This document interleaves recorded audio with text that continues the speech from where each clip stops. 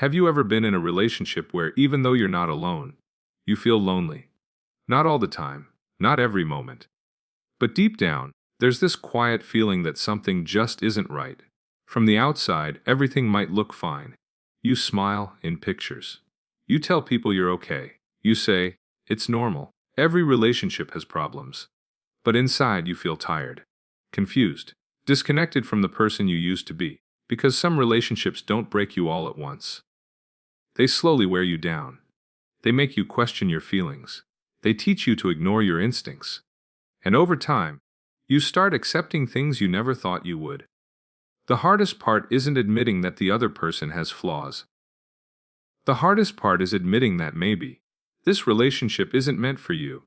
We grow up believing that love is supposed to fix everything. That if you try harder, communicate more, give more of yourself, it'll work. That walking away means you failed. But no one really talks about the truth. Sometimes you can love someone deeply and still be with the wrong person. A love that constantly asks you to shrink. A love that costs you your peace. A love that slowly turns into emotional exhaustion. Maybe you've told yourself things like, it's just a rough phase. No relationship is perfect. I'm probably overthinking. I've already invested so much time. And those thoughts sound reasonable. But they can also be the very things that keep you stuck in a situation that's hurting you.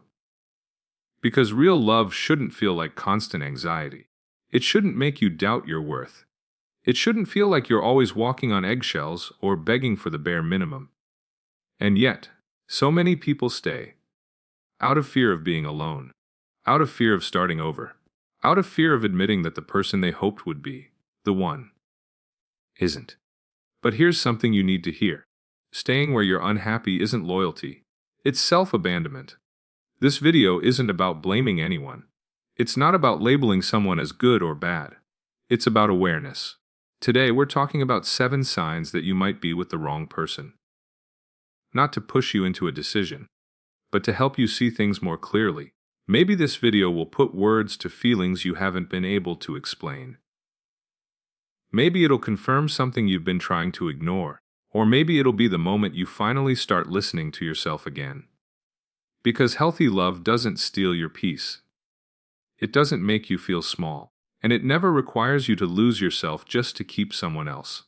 So take a breath, stay with me, and let's talk about the signs. Sign 1. Being with them feels draining, not peaceful. One of the most important signs you might be with the wrong person is how you feel when you're with them, and even after you leave. At the beginning of a relationship, being around someone usually gives you energy. You feel lighter, more alive, more connected. But when you're with the wrong person, that changes over time. Instead of feeling calm in their presence, you feel emotionally tired, not because you talked too much or had a long day, but because being with them takes something out of you. You might notice that you're always slightly on edge. Your body doesn't fully relax. Your mind stays alert, like it's waiting for the next problem, the next comment, the next shift in mood. You start paying attention to things you never used to worry about: their tone of voice, their facial expressions, how they text back, how long they take to respond. And without realizing it, you begin managing the relationship instead of simply being in it. You rehearse what you're going to say. You hold back parts of yourself. You choose silence over honesty because it feels safer. That constant self-monitoring is exhausting. In a healthy relationship, peace is the foundation. Even when there are disagreements, you feel emotionally safe. You don't feel like love is something you have to earn every day. But with the wrong person, peace is replaced by tension. You might feel more relaxed when you're alone than when you're together. You feel a sense of relief when plans get canceled. You feel lighter when you don't have to explain yourself. And that's a hard thing to admit. Because you care about this person. But love shouldn't feel like pressure. It shouldn't feel like walking on eggshells.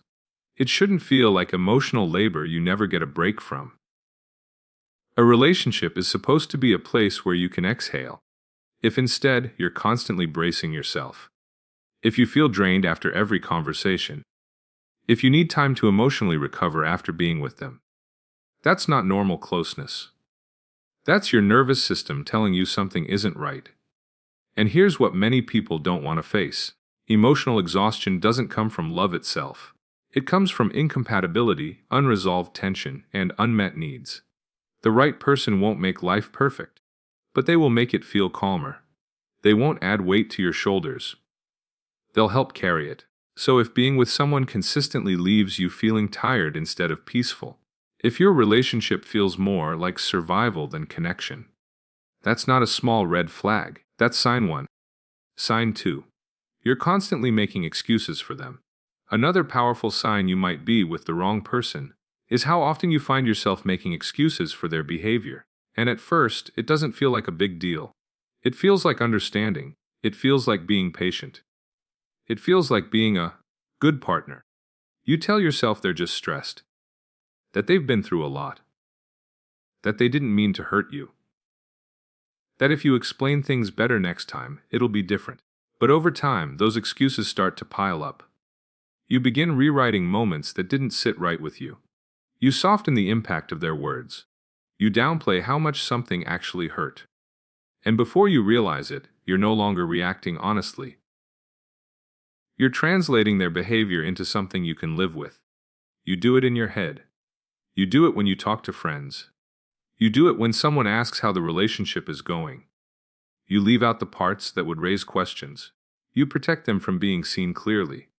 Even when you're the one feeling confused, disappointed, or emotionally worn down. And slowly, the relationship becomes less about connection and more about damage control. Instead of asking yourself, "Is this okay for me?" you ask, "How can I justify this so it doesn't hurt as much?" That shift is subtle, but it's dangerous. Because every excuse you make for them becomes a reason to ignore your own feelings. You start doubting your reactions. You tell yourself you're overreacting. You feel guilty for wanting basic things like consistency, effort, or respect. You start lowering the bar, not because you want to, but because it feels easier than facing the truth. In a healthy relationship, you don't need a long explanation for why something hurt. You don't need to convince yourself that being dismissed or ignored is normal. You don't need to defend behavior that leaves you feeling small. When you're with the right person, accountability exists, apologies turn into change, and you don't have to beg for understanding. But when you're with the wrong person, excuses become a survival strategy. You make them so you can stay.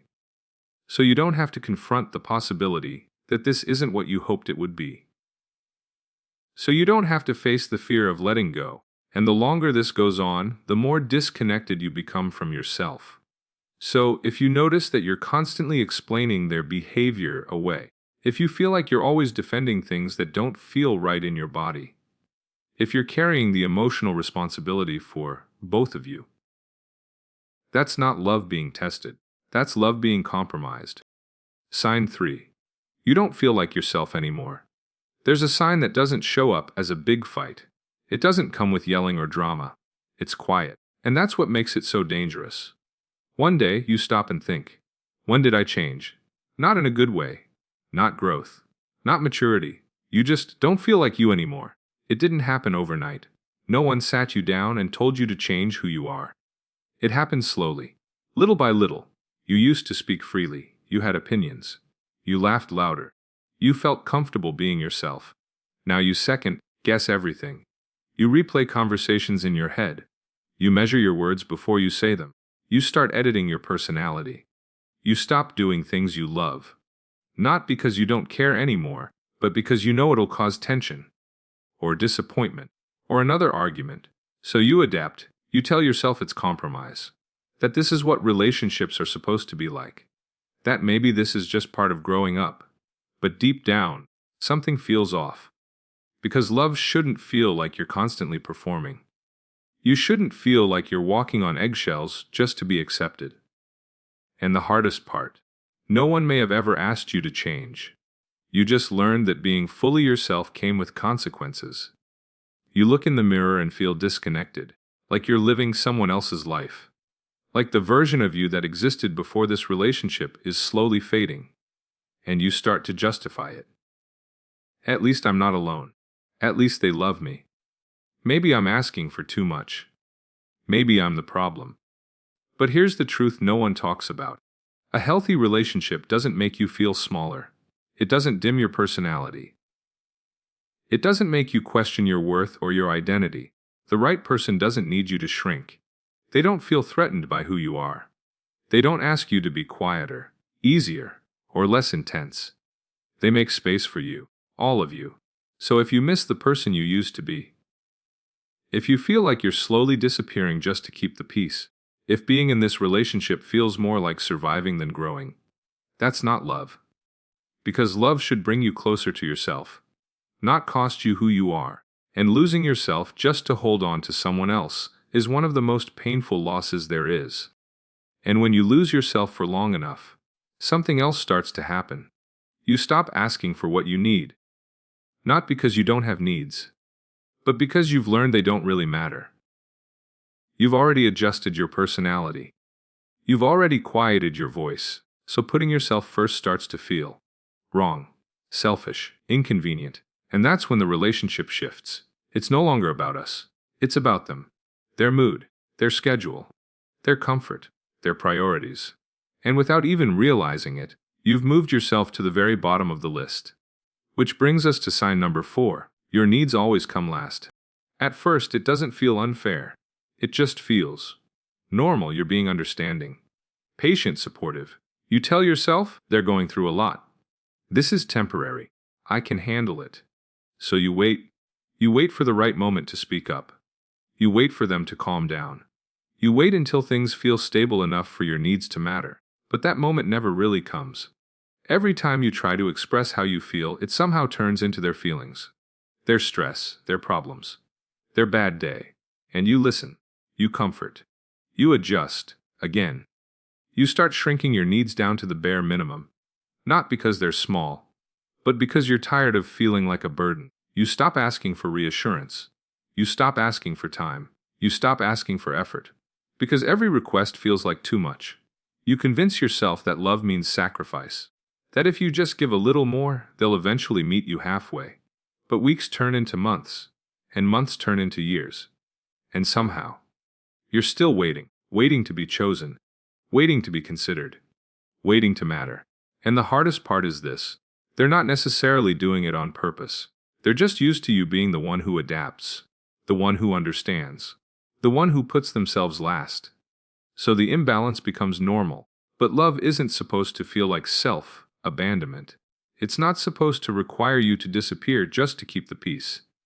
In a healthy relationship, your needs don't compete with theirs. They coexist. You're allowed to take up space. You're allowed to ask. You're allowed to expect effort, consistency, and care. Because love isn't about who sacrifices more. It's about who shows up together.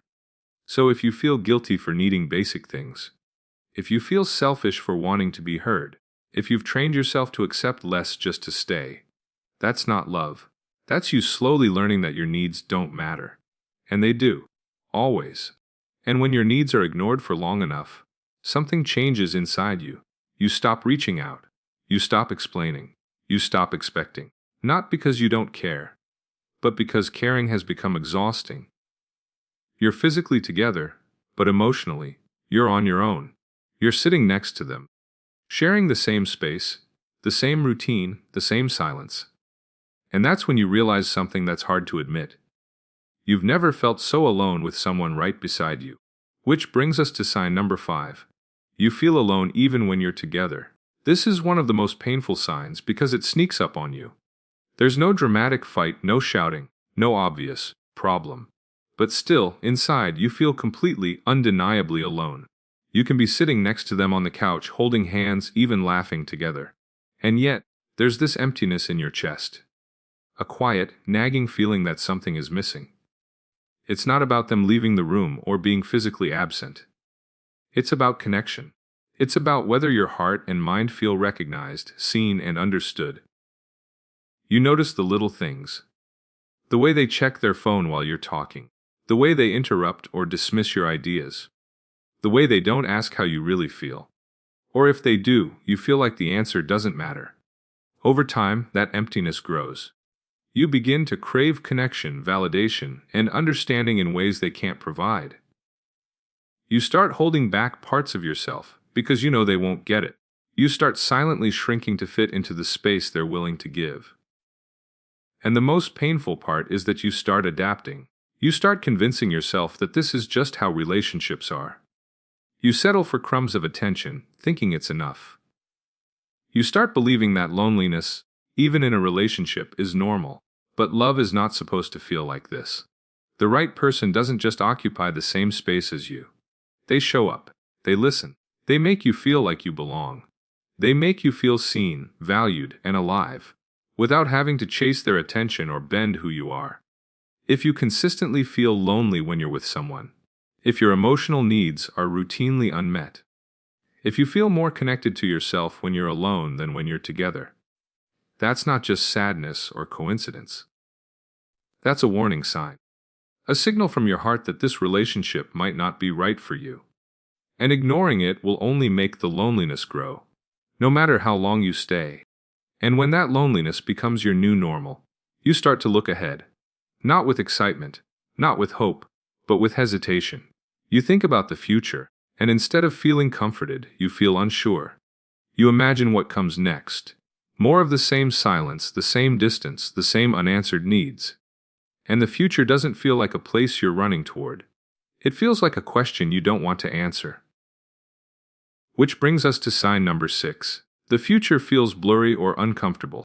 This is a sign that often goes unnoticed because it doesn't make a lot of noise. There's no dramatic fight. There's no sudden betrayal. It's quiet. Subtle. But it hits deep, in the pit of your stomach, in the back of your mind. Every time you try to imagine the life ahead, think about it.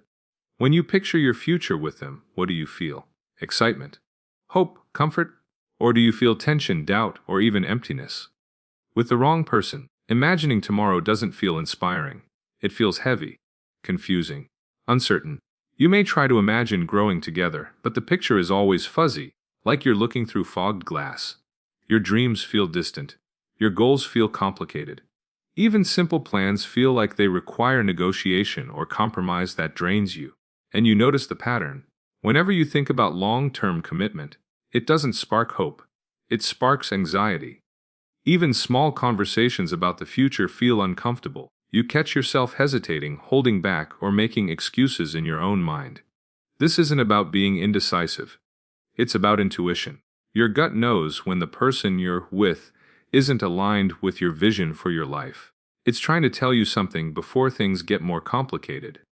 Before you invest even more time, emotion, and energy. The right person won't erase all uncertainty. Life is never perfectly predictable, but they make your future feel possible. They inspire hope. They make you feel like you can grow together without losing yourself along the way. So, if you feel uneasy, hesitant, or unclear about where your relationship is headed, if imagining the next few years with them makes your chest tighten instead of your heart lift, that's not a small warning. That's your intuition telling you something important. This relationship may not be the right path for you. And listening to that feeling now can save you from years of regret and frustration. Sign 7. This is the one that's the hardest to admit. Because it's simple, it's quiet, and it doesn't come with clear evidence. Somewhere deep inside, there's a voice, sometimes loud, sometimes barely audible, asking the same question over and over. Is this really right for me? You might try to ignore it. You tell yourself you're overthinking. You make excuses. You convince yourself that it's just a rough patch, or that they'll change, or that you just need to try harder. But the truth is, that quiet voice rarely lies. It shows up in little moments. When your chest feels tight after a conversation, when your mind drifts to thoughts of, what if I was alone? When you feel drained, anxious, or disconnected more often than not. And the harder you try to ignore it, the louder it becomes. You might hope that your feelings will change, that your doubts will fade. But they rarely do, because your intuition is trying to protect you. The hardest part is accepting it. Admitting that someone you care about deeply might not be the right person for you. Admitting that staying comfortable or avoiding pain isn't the same as staying in love. But here's the thing. Love should not feel like a constant battle inside your own heart and mind. It shouldn't cost you your peace, your energy, or your sense of self. It shouldn't make you question every little thing you do or say. If you're listening this and thinking, wow, That sounds like me. Listen carefully. You don't need to have all the answers. You don't need to make a decision today. But you do need to acknowledge your feelings.